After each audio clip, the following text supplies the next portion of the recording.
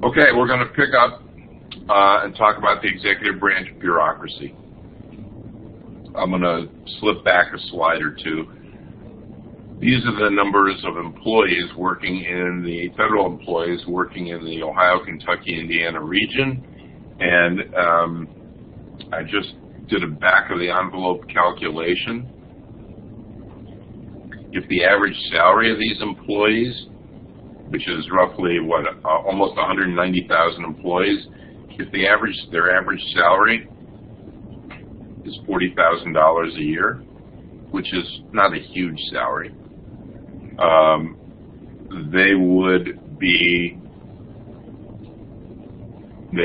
bringing salary of $8 billion annually into these three states. We talked about where the employment growth has been. You can see that. Okay, this is where we left off. So the executive branch bureaucracy has multiple components, and you can see that if you go back to the organization chart at the beginning of this presentation. There are cabinet-level departments. There are independent executive agencies. There are independent regulatory agencies or commissions. And then there are government corporations. And again, it's important to keep in mind that probably 95% or even more of the employees, the personnel of the federal government are in the executive branch. Not in the White House, but in the executive branch bureaucracy. So this is like the permanent, these four types of executive branch agencies are the guts of American national government, probably in excess of 95% of all employees. If you think they're not, there really aren't so many, and there really aren't even so many around here. I have on my street, my little block, I have a former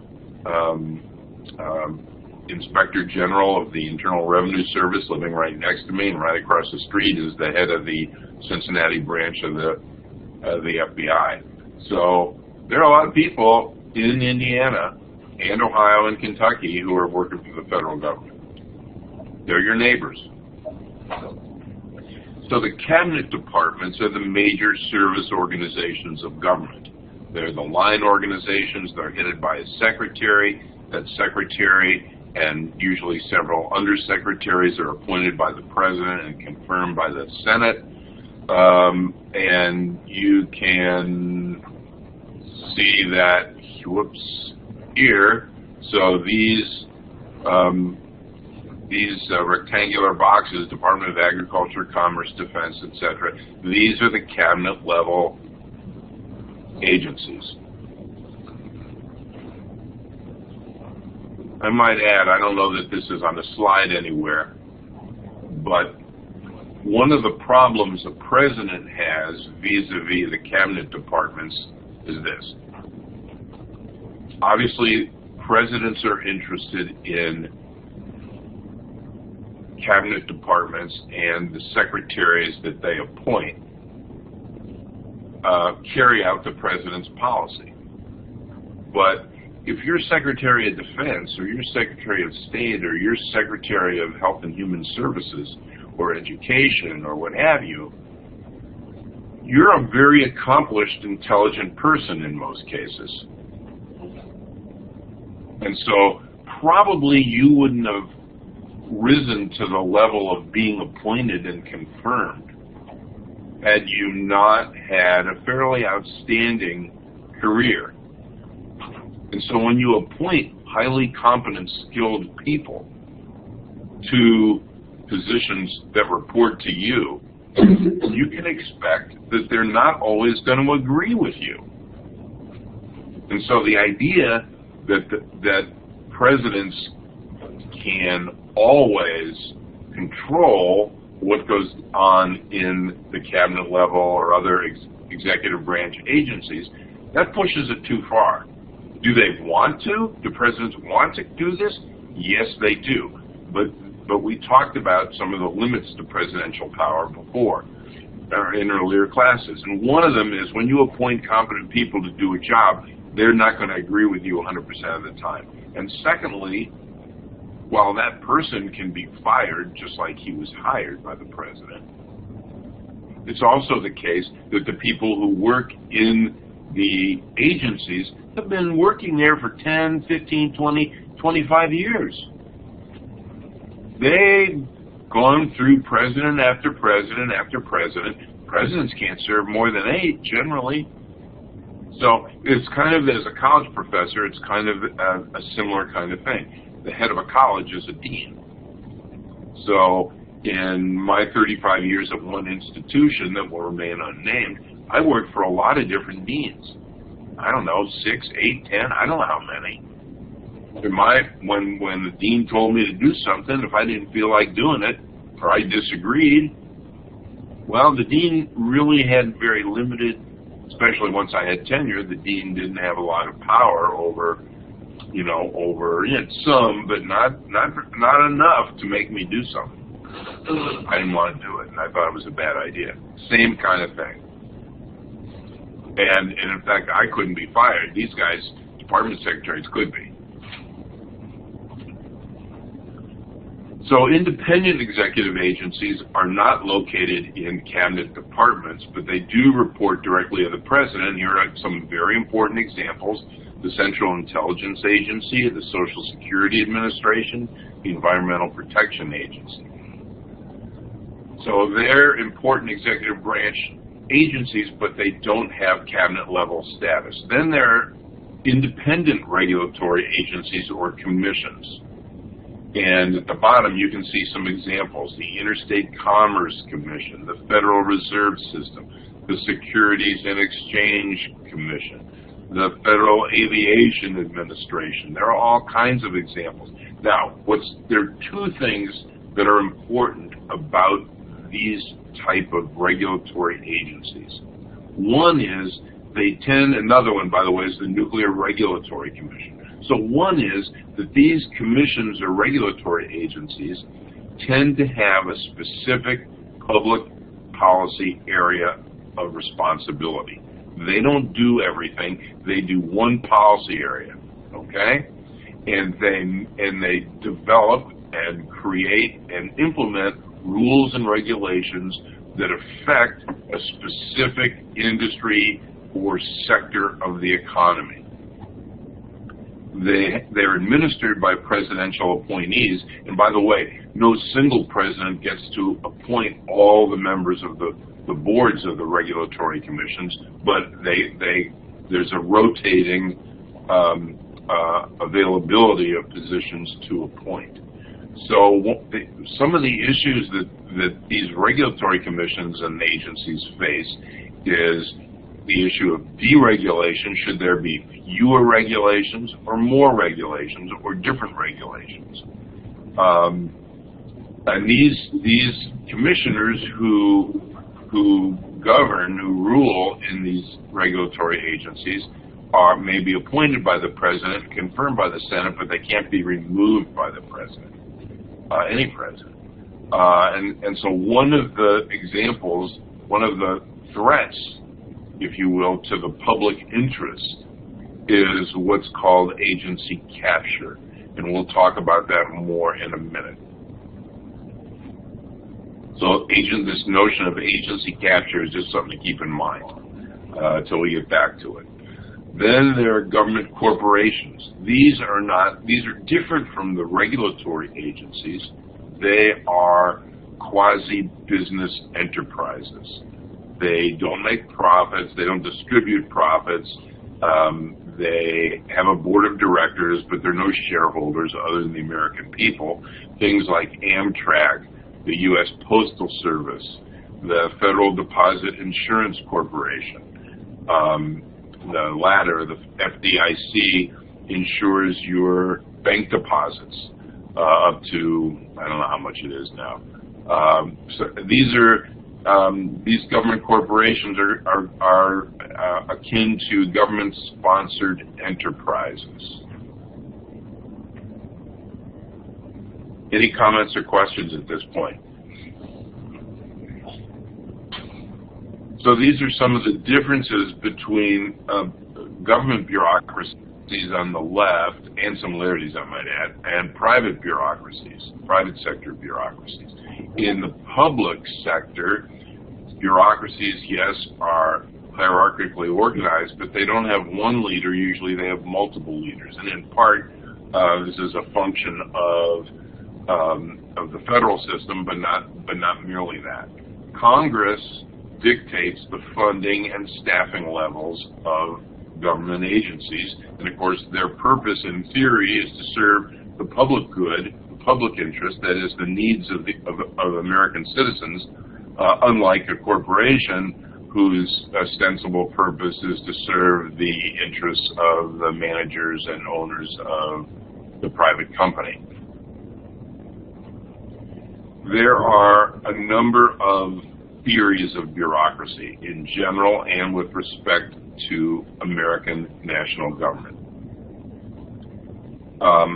Parenthetically, if you want to understand, every day you have no choice, even living in a small town, even living in rural America, you have no choice but to deal with and be confronted by and participate in bureaucracy. It is almost ubiquitous. Okay? Bureaucracies built the roads that got you to school today. Bureaucracies made the clothes that you're wearing. Bureaucracies constitute the school system and the high school that you're currently sitting in and a part of. Bureaucracies created the traffic lights and the stop signs that you encounter every day. And if you go to the grocery store, bureaucracies put all that food there, almost all of it, except for the local growers. So this is something that needs to be understood, and actually it's only been about a little over 100 years ago that the concept of bureaucracy was even developed and analyzed. And the person who did it was a very famous and a very important German sociologist named Max Weber. That's W-E-B-E-R. So Weber was the first to really analyze in detail the nature of bureaucracy and what and parenthetically, I won't get into that. So what Weber did was to explain how bureaucracy was able to produce a machine-like efficiency. Bureaucracies, he said, are kind of like machines, and they're a more efficient way of organizing social life and providing benefits and services of various kinds and goods to people. And the greater the number of people whose needs are served, the more likely bureaucracy will be an effective and efficient way to do that. However, when you read him, you also see he is very concerned that maybe bureaucracy is not quite as efficient as he would like it to be, or the theory suggests. And so in his description of bureaucracy, he says, bureaucracy doesn't really quite work the way the model suggests. And there's all kinds of inefficiencies. There's all kinds of contradictions and conflicts in bureaucracies and between bureaucracies. So that while in theory they may be very efficient, there's a downside that if you scratch the surface, you're going to find. The second theory of bureaucracy might be called acquisitive. This is where managers seek to expand not only their power, but the reach and scope of an organization, of the bureaucracy that they manage. Why do they want to do that? Well, it's fairly simple, and that is bureaucracies want to survive. And to survive, often those who manage them think they need to grow. My favorite example of bureaucracy, which usually offends people, or some people anyway, is the March of Dimes. And the reason I love this example is that the March of Dimes is in fact not a government agency. The March of Dimes is a charitable organization. So if there is an organization in the world or type of organization in our country that should not be acquisitive, that should not have as its first mission survival, you would think it would be a charitable organization. So does anybody know what the March of Dimes does today? Anybody know? The March of Dimes raises funds for research on birth defects. And they do some very good research. They fund some very good research. But here's the backstory. You have to be. Here's the backstory of the March of Dimes. Many years ago, the March of Dimes was an organization whose mission was to eliminate polio and to fund research that would lead to the elimination of polio as a health threat to the well-being of the American people and people of the world. Anybody know what happened?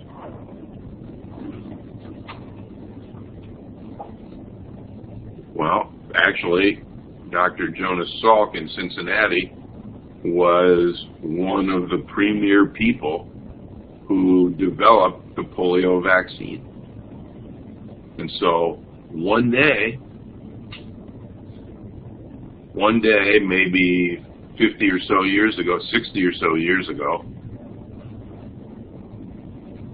the March of Dimes faced a horrible reality. It achieved its purpose. It actually succeeded in finding a cure that could be shared amongst all the American people, and for that matter, people of the world, to cure polio, prevent polio. Okay, anybody know anybody who's gotten polio? Nope. Yes. But what about the organization? What about the March of Dimes? They woke up one morning, they had a huge organization, and they had no purpose because they succeeded in achieving their mission. So did they close up shop and declare victory and go home and find other work? No. What they did was they sat down and they said, we got to think about this very carefully. We need to find, and you're going to think this is cynical, but this is, I think, what happened. We need to find a new mission that we can never achieve.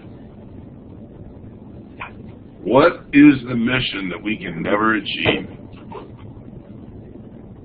Curing birth defects. Why? Because as long as there are births, by golly, there are going to be birth defects. So we can get a new mission, and we will never be successful.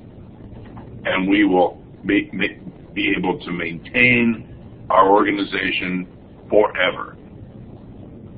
Now, if any of your parents work for the March of Dimes and you tell them this analysis, they're going to be mighty angry. But it is what it is. Monopolistic theory of bureaucracy says that not only do bureaucracies want to survive, but they want to eliminate all competitors. The best example in American political discourse of the use of the theory of public bureaucracies as monopolies is the political conservatives often attack public schools as monopolies. The problem with this is it's palpably false. There are all kinds of religious schools, there are all kinds of home schools, there are all kinds of charter schools, there are all kinds of private schools, especially for the Chads and Buffys of the world. So the idea that public school systems are monopolies has really never been the case, even though it's used as a political charge. There could be some, for example, water systems. You've got a water and sewer district, and and almost certainly for most people they deliver water. And you can get water other places. You can go to the store and buy water, but it's basically, water systems can be an example of a monopoly. And then there's a political model of bureaucracy, which I'm going to talk about later, very soon, which is that what bureaucracies do is they seek political support from outside actors. And if you're running a bureaucracy, if you're running a bureaucratic organization, you have a choice to some degree of what kind of groups, what kinds of constituencies, what kinds of interests you want to support you politically and to help you continue to exist, grow, achieve your goals, etc. And this theory is not, in fact, it's not really a theory, I think. It's a pretty darn good description of political reality. Helps us understand why governments, not just in the United States, but everywhere, are more likely to represent the interests of powerful actors rather than less powerful actors. Better organized, better funded actors rather than disorganized or unorganized actors. Simply put, if you run an organization, you want political support from those people in your environment, those groups in your environment that can help you the most. Poor people, people with few resources, people who don't vote, people who aren't organized, people of minority status, people who are disadvantaged, they don't have the resources and staying power to help bureaucratic agencies achieve their goals.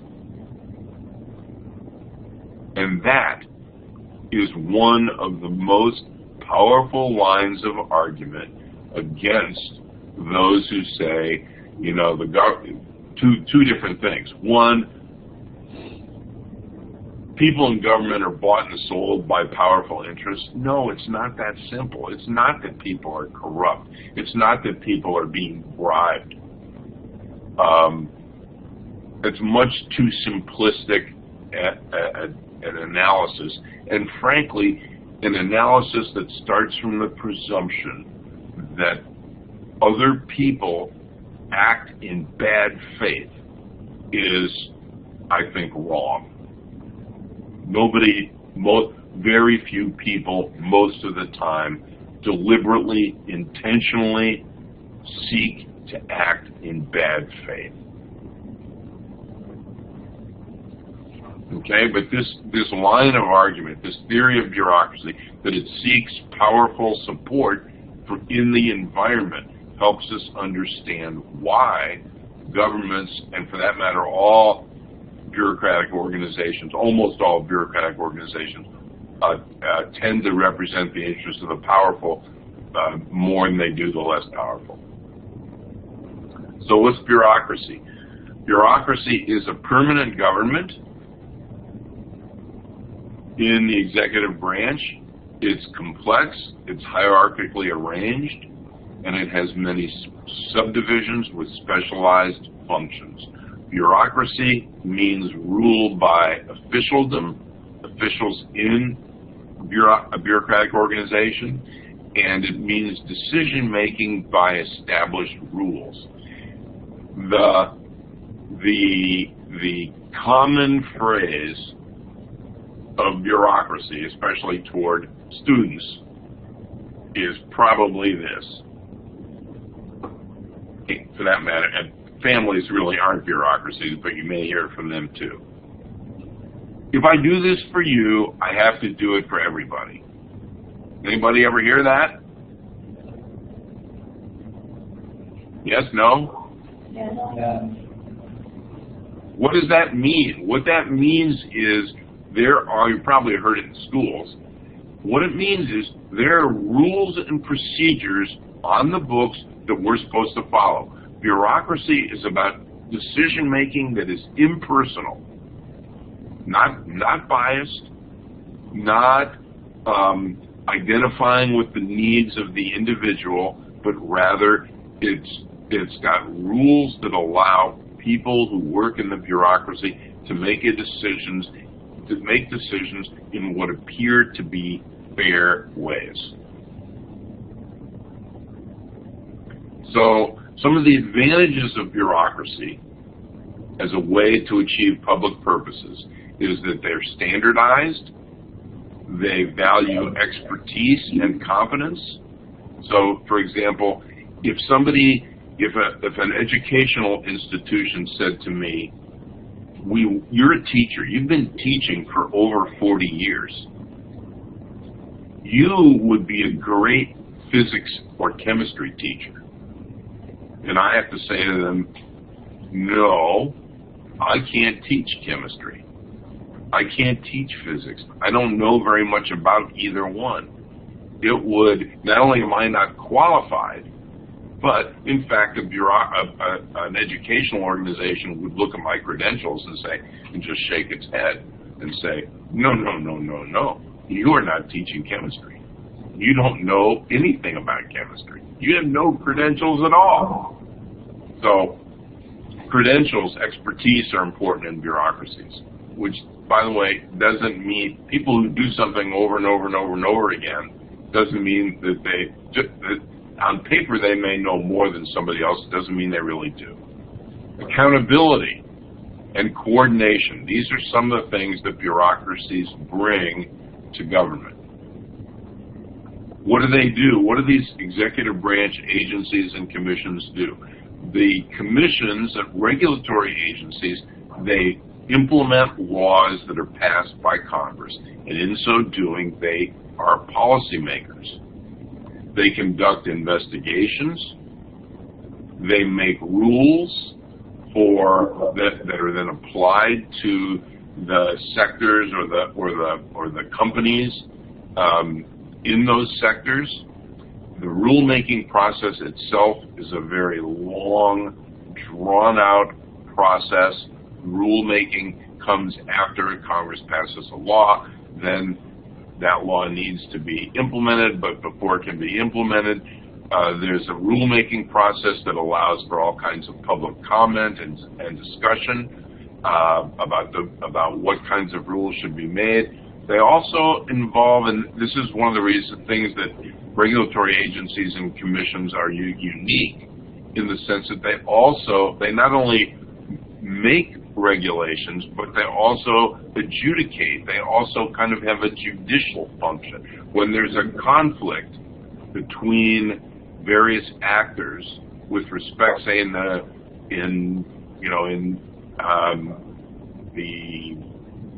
any kind of sector of the economy. It could be finance, it could be whatever. It could be energy. It can be any sector where there's a regulatory agency. Not only do they make the rules, but they then adjudicate conflicts about the rules. And these executive branch bureaucracies, as we've already said, are the largest component of the federal government. Not just the regulatory agencies, but all the 4 types of agencies that we've described. So what do bureaucrats do? What do the people who work in the executive branch agencies do? They implement the law. They implement federal programs and services. They provide expertise. They conduct research and provide information to the president and to superiors. They provide research and information to Congress because they're focused. They are specialized experts in certain policy areas, and they exercise judicial powers and responsibilities. That's part of the conflict resolution function of regulatory commissions. So where does your money go in the federal government? This image is actually a little misleading. I don't know how well you can see this, but this darker blue is Social Security, and this lighter blue is Medicare. And together, this equals 1/3 of federal government spending, except for one thing, and that is different between these 2 things, Social Security and Medicare, and everything else. Americans who work every day pay additional taxes. They're called payroll taxes or Social Security tax for Social Security coverage when they retire, and in other cases as well.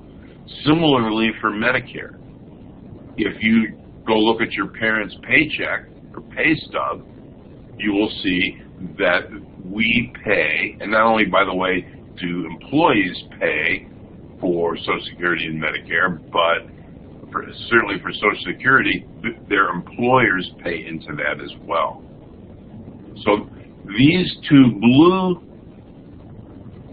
programs, Social Security and Medicare, are really not entitlement programs, and they're really not programs that are funded by the federal income tax.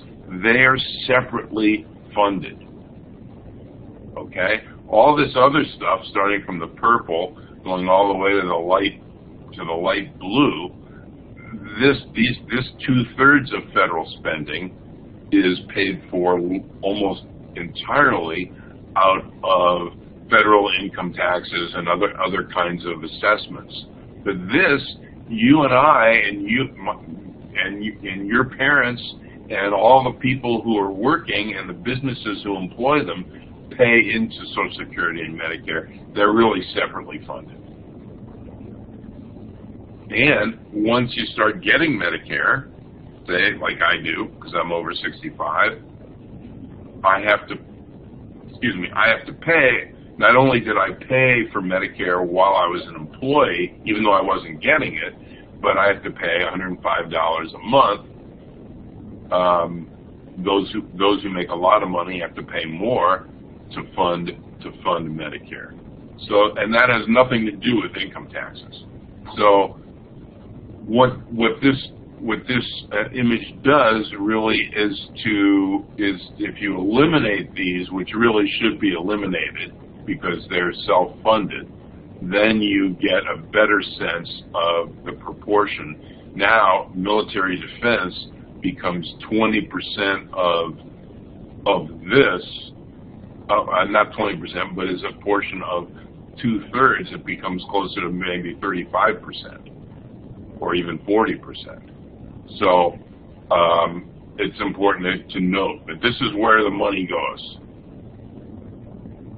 And there are a number of nice websites online that actually do a better job of explaining where the money goes, because they take these things out. This is like comparing apples here to oranges here. They're two different kinds of things. They're funded differently. So why does the federal government get so big? We've talked about this in the past. I'm going to go through this very briefly. But there are a lot of reasons. First, the nation grew in geography and number of people. Huge growth in the number of people. The federal system provides for diverse representation in the national government. The Great Depression and the growing economic complexity and the cyclicality, the ups and downs, the booms and the busts of our economy were important because those were seen as politically, just too much for the American people to handle. Great Depression, quarter of the workforce was unemployed. War and national defense is a huge driver of government growth. Democracy is a source of the growth of government. When people have political rights, they turn to the government and they organize and they say, hey, we want this, we want that, we want this, we want that, do this, do that. So the more demands we place on government for services and benefits, and the more responsive government is to our demands and our needs, it's likely it's going to grow. And finally, therefore, Congress passes laws. Congress doesn't enforce the law. The executive branch under our Constitution is responsible for that. And so somebody's got to enforce the laws that Congress passes. Presidents try to control, to some degree, the executive branch bureaucracy, and one way they do that is by making political appointments. Often they do this in order to pay off a political debt or because a particular appointee brings some kind of special expertise or political constituency into the position. But in fact, most people who serve as political appointees of presidents work no more than 2 years. So these are very prestigious jobs. You can in fact go, as I think earlier, on an earlier presentation, put the link to the White House staff and the Executive Office of the President on, so you can see what everybody makes. And the bottom line is this. The one reason there's so much turnover is because the people who take these jobs, most of them, are making extraordinary financial sacrifices for themselves and their family, in the short run at least. I mean, most of the people who are appointed by the president probably, and they're by Indiana standards or Ohio standards, they're big salaries. They're maybe $150,000, $100,000, $200,000 salaries, depending on the position. The president makes $400,000. But these people can make many millions of dollars. The former head in the private sector, the former head of, and we talked about this earlier, the move back and forth between the private sector and government. The former head of the Office of Management and Budget in the first Obama administration is now a senior executive for Citibank. I don't know how much he makes, but I'm going to tell you it's in 7 or 8 figures. Sight unseen, I would gladly trade our annual salaries. So, and that's just one example. Many former presidents and top officials, they go on speaking tours. They do all kinds of things as consultants, and they make a lot of money, in part because later on, or they write books because of their public service. But those people who work for government are, in market terms, grossly underpaid.